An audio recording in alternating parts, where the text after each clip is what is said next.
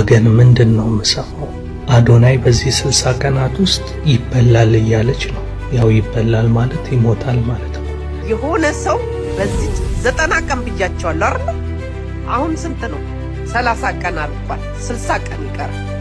የሆነ ሰው ይበላል። ቤተ ክርስቲያን የኦርቶዶክስ ቤተ ክርስቲያን ውስጥ ቸርች ውስጥም አለ፣ ኦርቶዶክስ ውስጥም አለ፣ ሙስሊም ውስጥም አለ። እንደ ኦርቶዶክስ እምነት ተከታይ ደግሞ ኦርቶዶክስን አባረሩኛል። ያባረሩኝ ሰዎች አንድ ከነሱ ጋር ላለማበር ስል ነው ከቤተ ክርስቲያን የወጣሁት። ሁለት ደግሞ ርስታቸው ስለመሰላቸው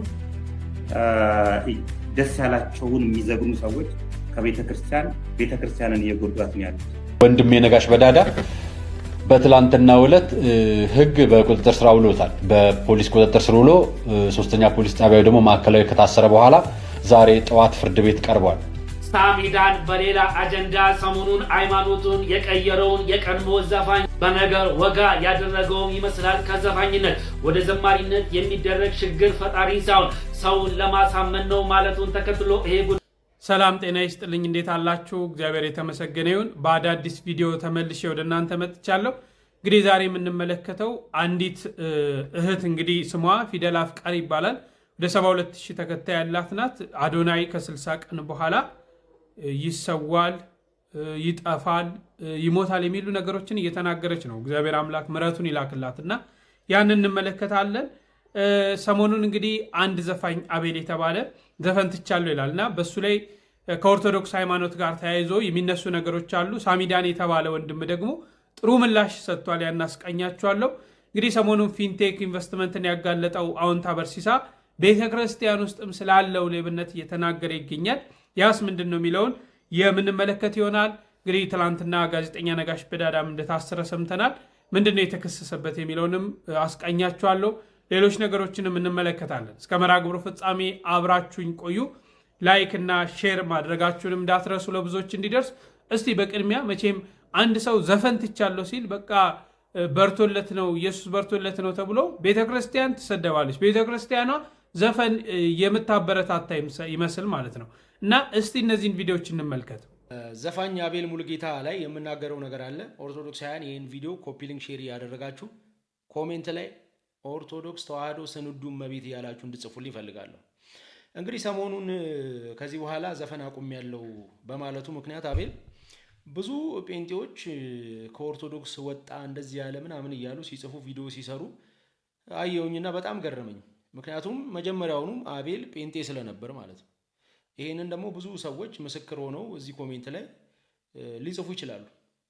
ከዛ ውጪ ግን የሆነ ዘፋኝ ዘፈን አቆምኩ ባለ ቁጥር ከኦርቶዶክስ ወጣ አመለጠ፣ ቤተክርስቲያን ዘፈንን እንደምታበረታታ እንደምትፈቅድ አድርጋችሁ ቪዲዮ የምትሰሩ ሰዎች ብታድቡ መልካም ነው። ምክንያቱም እናውራ ከተባለ አብዛኛው ሙዚቀኛ ጴንጤ ነው።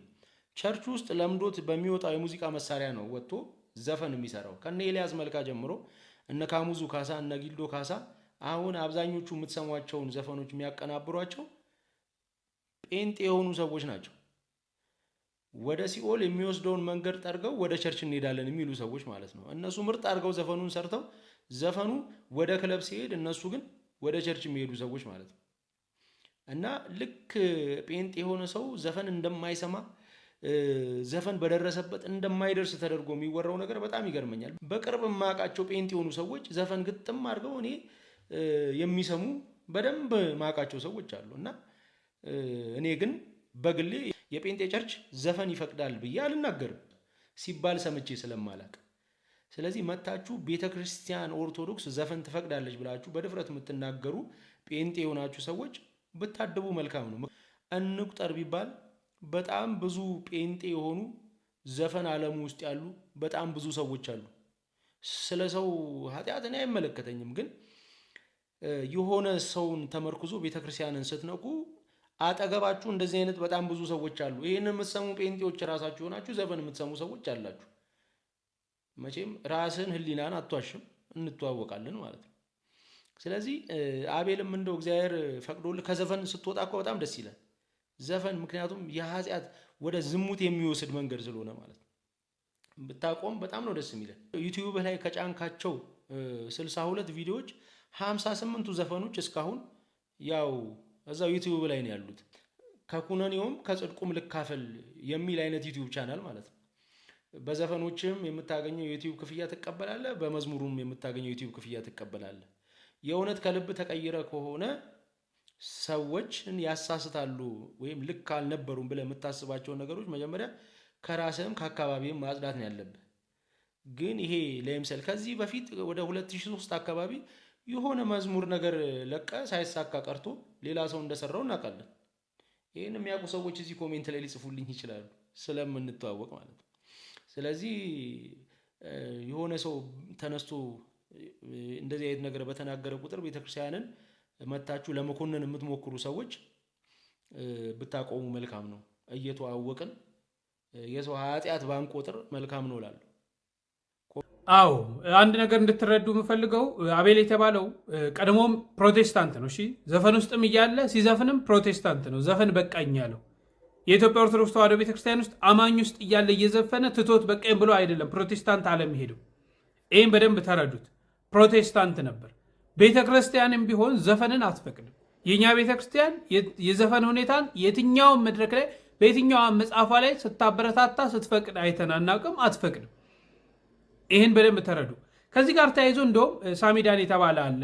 መቼም ዘፈንን ትተናል ወደ መዝሙሩ ዓለም ተሸጋግረናል የሚሉ ሰዎች እንዴት እንደሆነ እንደው ፍንትው አድርጎ ይነግረናል። ስሙት። ሰላም ጤና ይስጥልኝ፣ እንዴት ናችሁ? ሰች ቢዩቲፉል ዴይ። ዛሬ ደግሞ የምንነጋገረው እምነታቸውን ስለሚቀይሩ ሰዎች ነው።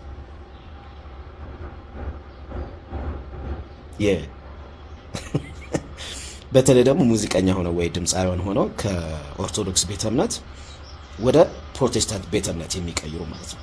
እኔ እንግዲህ በፋሚሊ ሁለቱም አሉ፣ ፕሮቴስታንትም አሉ ኦርቶዶክስም አሉ። ሶ አይ ዶንት ሃቭ ኤኒ ፕሮብለም። የኔ ዛሬ ውግንነት ከሙዚቃ ጋር ከሙዚቃ አንጻር ነው፣ ሙዚቀኛ ከመሆን አንጻር ነው። እነዚህ ሰዎች እነዚህ ድምፃውያን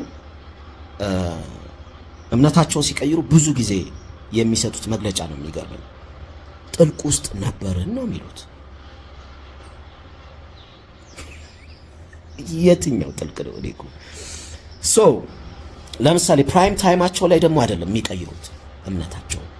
ፕራይም ታይም ማለት ለምሳሌ ዘፈን አድርገ ዘፈኑ ታውቆ አልበምን ሊሆን ይችላል ሲንግል፣ ከዛ ቱር ትወጣለህ። ያኔ ነው ትኬት እንትን ሙሉ ተችሎ ነው። ሰው ደግሞ በጣም በቃ ፍቅሩን አፕሪሺዬሽኑን ያሳያል እዛ አብሮ አንተ ጋር ምናምን። ያ በቃ የሚያጓጓው ታይም ከፍ ይላል ዝቅ ይላል፣ ከዛ ደግሞ ከፍ ይላል። እንደዛ ነው አካሄዱ። እዛ ታይም ላይ አይቀይሩም።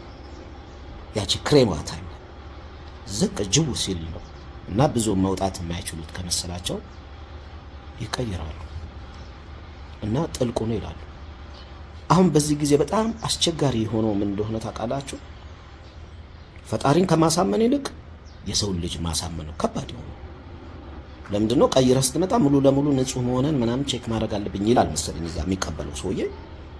ትደፈጥጧለህ። በፊቱ ያ ጥልቅ ነው እንደዚህ ነው ምናምን። እንግዲህ አንዳንድ ይሄ የሆነ ጊዜ ላይ የሚወራው ይሄ ሳይንቲስቶች ጋር የሚሄዱ ሳይንቲስቶች ምላችሁ ይሄ ጠንቋዮች፣ እኛ ሰፈር ውስጥ ሳይንቲስት ነው የምንላቸው እና ይሄ ሽንት አመድ ምናምን ደበላልቆ ምናምን ይገጫል። እነዛ ሳይንቲስቶች ጋር ሄደው የሚካድሙ ካሉ ኦኬ ያ ሜቢ እንግዲህ ጥልቅ አሰራር ሊሆን ይችላል አይደል? ግን እዛ አመድ ውስጥ ያለ ሰውዬ ህይወትን ተንቢዮ ይቀይራል ብሎ ማሰብ በራሱ በጣም የሚያስገርም ነው። ኤኒዌይስ እንደዛም ከሆነ ኦኬ። ዘፋኝነት በራሱ ኃጢአት ነው። የሱን ያሁን ኦርቶዶክስነት ተከታይ ነኝ። ኦርቶዶክስነት የሚለው ዘፋኝነት ኃጢአት ነው የሚለው ምክንያቱም መጽሐፍ ቅዱስ ላይ በ16ኝነት ተጠቅሷል። ያው ትላንት እንደተነጋገር ነው ከ1 እስከ 15 ደግሞ አዳሚ ስደፈጥጩ ነው የምትዩ። ስለዚህ ሁላችንም ገቢ ነው። ንጹህ ነኝ ብናም ብሎ የሚወጣ ሰው ካለ ይገርመኛል።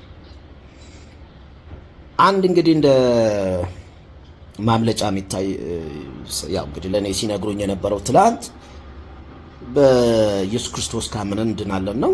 ሁላችንም እናምናለን። እንግዲህ ያ ነው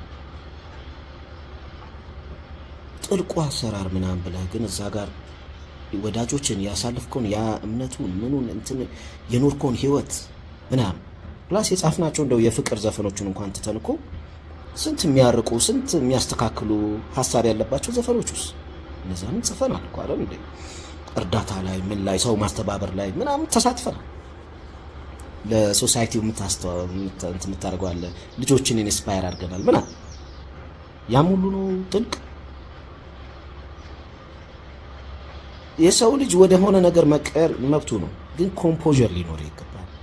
ያመንክበት በፊት የነበርከው ህይወት ያሳለፍከውን የ20 ምናምን ዓመት ጉምድ አድርገህ የምትጥለው ነገር አይደለም። ገባ? ፈጣሪም ደግሞ የውስጥህን የነፍስን ስለሚያይ እዛ ጋር ከሰው ጋር መታገል አይጠበቅብህም። ለማንም ፕሩፍ ማድረግ አይጠበቅብህም። ፈጣሪ ያየዋል። ይህ ሰው እንትን ያደርጓል። መሄድ ራሱ እኮ አይጠበቅብህም። ኢንፋክት ተቀይር ያለው ብለህ ማናውንስ ማድረግ አይጠበቅብህም። በርን ከዘጋ አለቀ። የሚያስጨንቅህ ምናምን እንደው እንዲህ ባላረግ የምትለው ነገር አለ። እሱ ካለ እሱን ቀይረው ለብቻ መብትህ እኮ ትችላለህ።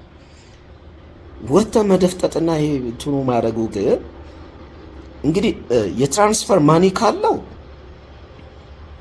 እንደዛ ካለው ማድረግሽ ችግር የለውም።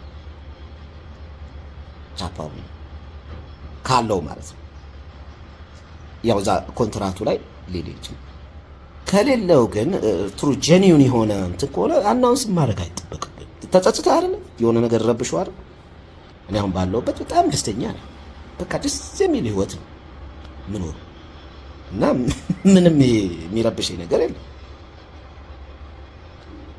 አንተ ረብሽኛል ካልክ ግን ፊክስ ማድረግ ትችላለህ። ብዙ ተማር ምን ይላሉ ሌሎችም ተከትለው እንትን እንዲያደርጉ ነው። አዎ አከታተልማ አየን እኮ ሁሉም ይወጣላ ጠልቁ ነው ሲበርድበት ነው። ግን ፕራይም ታይሙ ሲጠፋ ወይ የታገለው ነገር አልሳካ ሲለው እዛ ደግሞ ሄዶ ኦኬ እዚህ ዘፋኝ የነበረው እዛ ምንድነው የሚሆነው? ብዙ ጊዜ ዘማሪ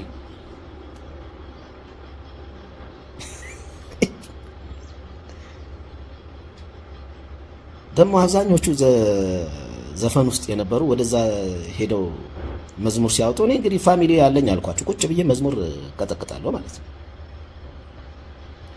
የአብዛኞቹ ዘፋኞች ሄደው እዛ ሲዘምሩ አያምርም፣ ደስ አይልም። ለምን መሰለህ? መዝሙር አሁን እኔ ዘምር ብትለኝ አላደርገው። መዝሙር ዘማሪዎቹ ራሳቸው ጸጋ ያ የመዝሙር የመዘመር ጸጋቸው ያስታውቃል። ዘፋኝ ስለሆንክ ሄደህ ብቻ መዘመራችን እንዳይመስል። እኔ አሁን ብዙ ጊዜ ሞክሬያለሁ፣ በጣም የሚሰቀጥጥ በቃ ውሸት ነው ያስታውቃል። እንትኑ ምናምን መንፈሳዊነቱ ምናምን ያ የራሱ አለ። እኔ አሁን ስዘፍን ደግሞ የራስ የሚጋባብኝ የሆነ በቃ ደስ የሚል ልክክ ሲለኝ ይታወቀኛል። መዘባረቅ አያስፈልግም ለማስመሰል እዛ ጋር ምናምን ለሰው ምናምን ምን ይሰራል? ማንም ሰው የ3 ወር ደሞዝ ዘና ክፍል የፊርማ ካለው አይደው ነው ገባ እና አስቡበት ለማለት ነው። አሁን ሄዳችሁ ያው የዘባረቃችሁ ዘባርቃችኋል። ግን ከዚህ በኋላ ደግሞ ለመሄድ የምታስቡ ካላችሁ እኛ የምናየው ስፔሻሊ እኔ ሳያችሁ ማየበት መንገድ ይሄ ነው። ገብቷል? እንደዛ ነው ላለው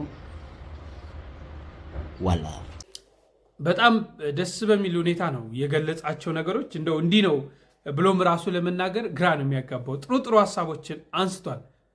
እግዚአብሔርን ለማስደሰት ሳይሆን ሰዎችን ተከታዮችን ለማፍራት ነው። አንዳንዴ በዘፈኑ አልሆነን ሲለን ምን እናደርጋለን? ቀልብስ ጥሩ ነው ሰው ንስሐ መግባቱ ማለት ነው። ግን ከየት ወዴት ነው የሄድከው ነው። ለምሳሌ አቤል የተባለው የት ነበር? ወዴት ነው ሄደው? ዘፈኑ መተው ጥሩ ሆኖ ሳለ ግን የገባበትም ያለበትም ከዛው የሚተናነስ አይደለም። ስለዚህ አንዳንዴ ቤተክርስቲያኒቷን ምንተቸውን ነገር እንወቅ። አዎ ብዙ የኢትዮጵያ ኦርቶዶክስ ተዋሕዶ ቤተክርስቲያን አማኝ ሆነው ዘፋኞች አሉ። ቤተክርስቲያን አታበረታታቸውም፣ ዝፈኑ አትላቸው። ስርዓት ያላት ቤተክርስቲያን ስለሆነች ማለት ነው። ግን ቤተክርስቲያኒቷ ዘፈን የምታበረታታ እየመሰላችሁ ከሆነ ፕሮቴስታንት ዓለም ውስጥ ያሉም ሰዎች እየዘፈኑ ሲወጡ ይወራላቸዋል። ምን ነው ፕሮቴስታንት እያሉ ሲዘፍኑ ዝም ተባለ? እና አትነካኩን ለማለት ነው። እንደው ይሄን ሰውዬ ስሙትና ወደ ቀጣዩ አጀንዳ እናልፋለን። በተለይ ደግሞ ሙዚቀኛ ሆነው ወይ ድምፃውያን ሆነው ከኦርቶዶክስ ቤተ እምነት ወደ ፕሮቴስታንት ቤተ እምነት የሚቀይሩ ማለት ነው። እነዚህ ሰዎች እነዚህ ድምፃውያን እምነታቸውን ሲቀይሩ ብዙ ጊዜ የሚሰጡት መግለጫ ነው የሚገርም። ጥልቅ ውስጥ ነበርን ነው የሚሉት። የትኛው ጥልቅ ነው? ለምሳሌ ፕራይም ታይማቸው ላይ ደግሞ አይደለም የሚቀይሩት እምነታቸው። ፕራይም ታይም ማለት ለምሳሌ ዘፈን አድርገህ ዘፈኑ ታውቆ አልበም ሊሆን ይችላል ሲንግል፣ ከዛ ቱር ትወጣለህ። ያኔ ነው ጥቂት እንትን ሙሉ ተችሎ ሰው ደግሞ በጣም በቃ ፍቅሩን አፕሪሺዬሽኑን ያሳያል እዛ አብሮ ካንተ ጋር ምናምን። ያ በቃ የሚያጓጓው ታይም ከፍ ይላል ዝቅ ይላል፣ ከዛ ደግሞ ከፍ ይላል። እንደዛ ነው አካሄዱ። እዛ ታይም ላይ አይቀይሩም። ያቺ ክሬማ ታይም ዝቅ ጅቡ ሲል ነው እና ብዙ መውጣት የማይችሉት ከመሰላቸው ይቀይራሉ። የትኛው ጥልቁ ነው ብለህ ለጠየቀው ጥያቄ እኔ ከምመልስልህ በላይ አንተ በዛ ህይወት ውስጥ ስላለ ከኔ በላይ መረዳት ትችላለህ ብዬ አምናለሁ። ሴጣን ምንጊዜም ኮራጅ ነው፣ ኮፒራይት ያደርጋል። የቀደመ ኪሩብ ስለነበረ እግዚአብሔር ደግሞ ወርሺፕ እንደሚቀበል ስለሚያውቅ ይህንን ወርሺፕ እኔም ማምጣት አለብኝ ብሎ ቃላቶችን በመቀያየር ዜማን በመውሰድ ራሱን ሲያስመልክ እናያለን። እንዴት ነው የሚመለከው ከተባለ ከሙዚቃ ከዘፈን ጋር ተያይዞ ምሽት ቤቶች ሊሆኑ ይችላሉ፣ የተለያዩ ድርጊቶች ሊፈጸሙ ይችላሉ። እዛ ደግሞ ይሄ መንፈስ የሆነው አጋንንት ለራሱ አምልኮ የሚቀበልበት ሰውን መሳሪያ አድርጎ የሚጠቀምበት ስፍራ ስለሆነ ነው ጨለማ ተብሎ የሚጠራው። ሁለተኛ ላይ ያነሳው ሐሳብ እነዚህ ከዘፈን ወደ ጴንጤነት ወይ ዝማሬ እናወጣለን የሚሉ ሰዎች በሚታወቁ ሰዓት ላይ ስራቸው ጥሩ በሚደመጥበት ሰዓት ላይ አይቀይሩም፣ ሲቀዘቅዝባቸው ነው የሚቀይሩት የሚል ሐሳብ አንስቷል። ወዳጄ ዘሪቱን ብትሆን ህዝብ ሁሉ ይወዳታል። ስለዚህ ያንን ሁሉ ክብር ትታ የመጣችው እሷ ተደማጭነት አታ ሳይሆን ክርስቶስን ብላ ነው። ጥበብ ወርቅዬንም ብታየው እንደዛው። ስለዚህ ሰው ክርስቶስ ሲገባው ክርስቶስን ሲረዳ የዓለም ክብር የዓለም ምናምንተ የዓለም ወላንሳ ቢነጠፍልህ ከእግዚአብሔር ክብር አይበልጥም። ያን ሁሉ እርግፍ አድርገ የገዛ መስቀልን ተሸክመ ኢየሱስ ክርስቶስን ትከተላለህ። መልሱ ይሄ ስለሆነ ነው ለአንተ ምላሽ የምሰጥህ። አንተም ከቻልክ ሳይረፍድ ጌታ ኢየሱስ ክርስቶስን የግል አዳኛ አድርገ እንድትቀበል እግዚአብሔር በሰጠህ ድምጽ ደግሞ እግዚአብሔርን ብቻ እንድታከብር መልእክቴን አስተላልፋለሁ። ለእንደዚህ አይነት ሰዎች አንዳንዴ ለእናንተም እንዲህ አይነት ቪዲዮዎችን ሳመጣላችሁ ራሱ ሼም ይዘኛል። ማርያም ለእንደነዚህ አይነት ዝቅ ላለ አስተሳሰባቸው ለወረዱ ሰዎች መልስ መመለስ ራሱ አስፈላጊ ነው ብዬ አላስብም። አንዳንዴ ሪያክት ማድረግ ራሱ በእንደዚህ አይነት ሰዎች ላይ አስፈላጊ ነው ብዬ አላስብም። እንደው የቱ ነው ጥልቁ ጨለማ? የትኛው ውስጥ ነው ጨለማ ያለው? ብርሃን የትኛው ውስጥ ነው ያለው? እንዴ ዘፋኙ ምኑ እየመጣ እኮ ፕሮቴስታንቱን ለማሻሻል ብሎ እኮ ስንት ዶሚኔሽን ነው ዛሬ እየመሰረተው ስንት ደርሷል። የኛ የኢትዮጵያ ኦርቶዶክስ ተዋሕዶ ቤተክርስቲያን እኮ በእድሜ ጠገብነት በታሪክ እኮ ከፕሮቴስታንቱም አይደለም ከየትኛውም ጋር አትወዳደርም።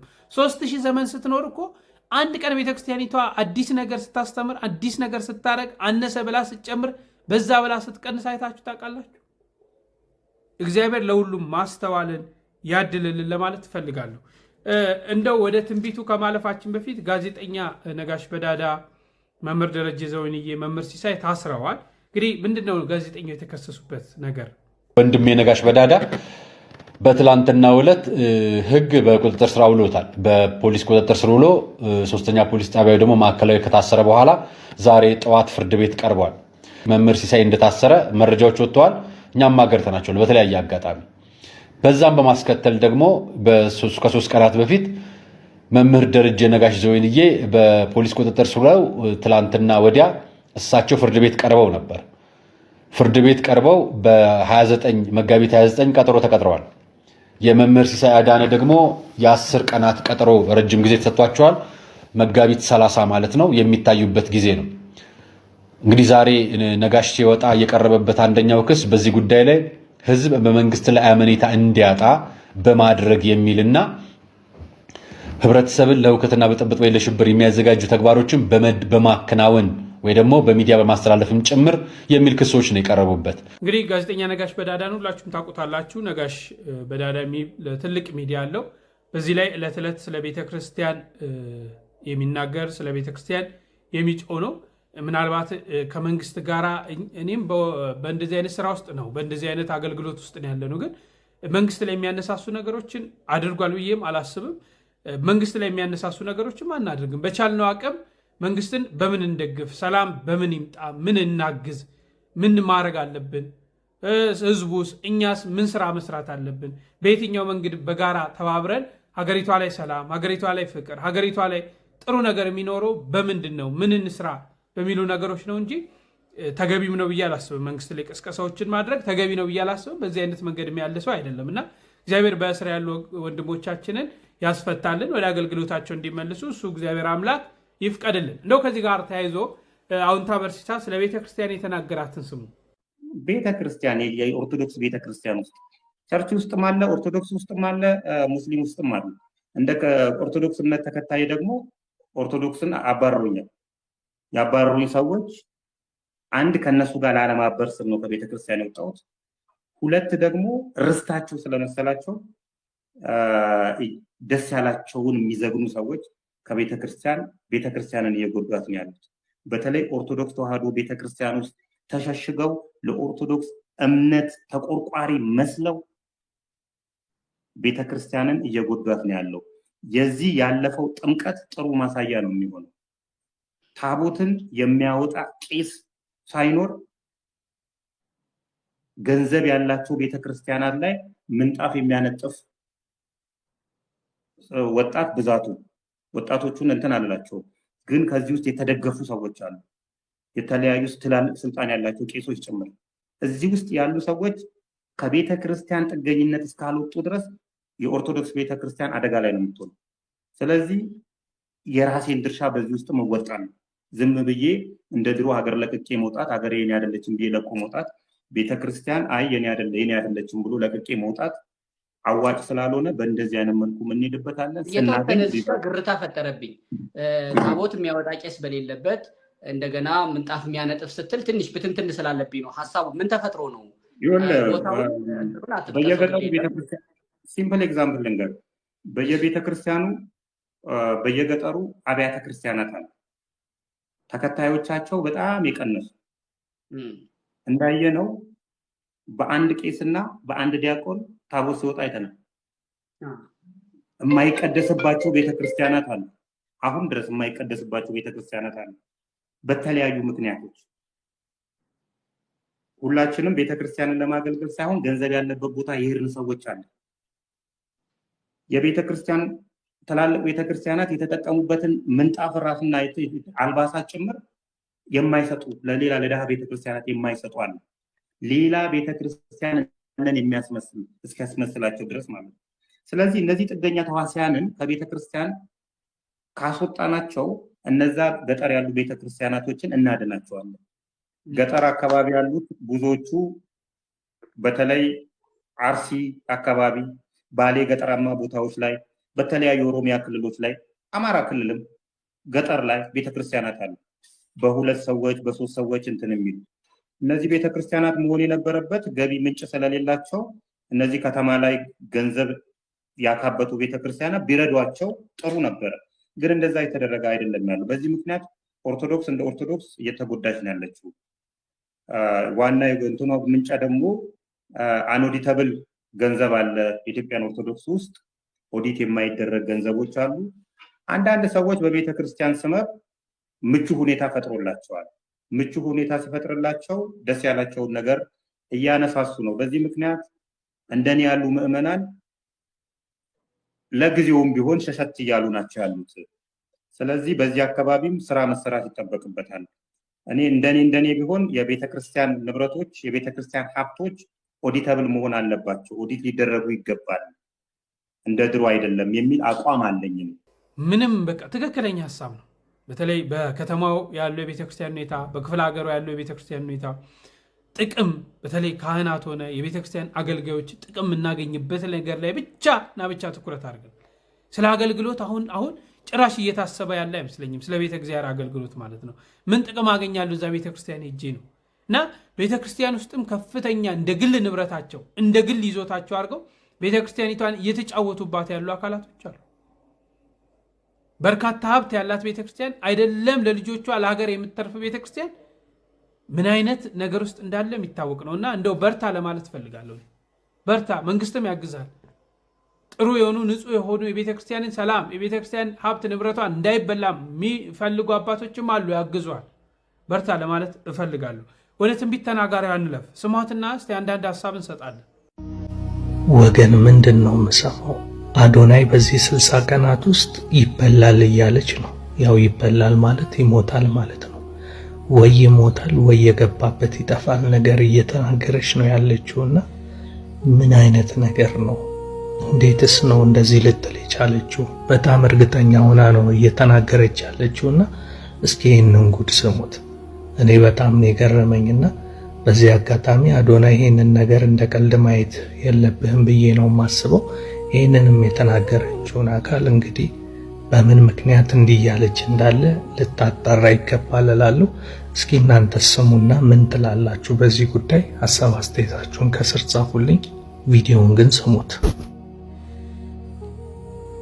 የሆነ ሰው በዚህ 90 ቀን ብያቸዋለሁ አይደል? አሁን ስንት ነው? 30 ቀን አልቋል። 60 ቀን ይቀራል። የሆነ ሰው ይበላል። ይሄን እነግራቸዋለሁ። በቃ ሹር ነኝ፣ እርግጠኛ በቃ ይሄን እነግራቸዋለሁ።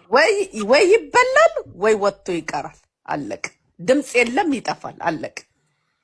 ከሁለት አንዱ ይሆናል። ይህ ግን ምን ያስተማረች ስለ ማህበረሰባችን? በቃ መሆን ያለበት ነገር መሆን አለበት። እኔ አምንበታለሁ። ከዛ ይረሳል። እንዳጫሉ ሁንዴሳ ይረሳል። አይ ዶንት ኬር አባውት ለምን ብትል ማለት ነው ለዓላማ እንቅፋት መጽሐፉ ይላላ።